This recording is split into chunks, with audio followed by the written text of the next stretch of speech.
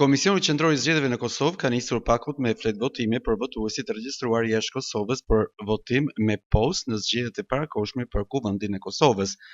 Zëdhënësi i KQZ-s Valmir Lezi ka shpjeguar se flet votimet kanë arritur në Kosovë dhe pas kësaj shërbimi votues i KQZ-s ka bërë përgatitjen e pakove individuale për secilin votues të regjistruar, të cilët tashmë janë të gatshëm për t'u dërguar jashtë vendit në adresat e votuesve të regjistruar. Fillimisht pakot do të dërgohen në aeroport dhe gjatë ditës së nesërme do të fillojë shpërndarja e tyre në shtete të ndryshme përmes shërbimeve postare në adresat e votuesve. KQZ njofton se gjatë javës në vijim do të përmbyllet i gjithë procesi i dërgimit të këtyre pakove me fletvotime për votuesit jashtë Kosovës.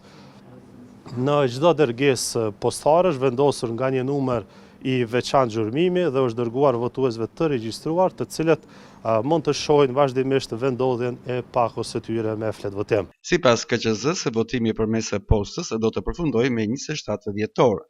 Është e rëndësishme të theksohet se votimi përmes postës përfundon me 27 dhjetor. Kjo periudhë votimi vlen vetëm për rreth 58.000 votuesit e regjistruar jashtë Kosovës dhe që kanë përzgjedhur të votojnë përmes postës. KQZ-u bën thirrje të gjithë votuesve që të mos presin ditën e fundit për ta dërguar pakot e tyre me fletvotim.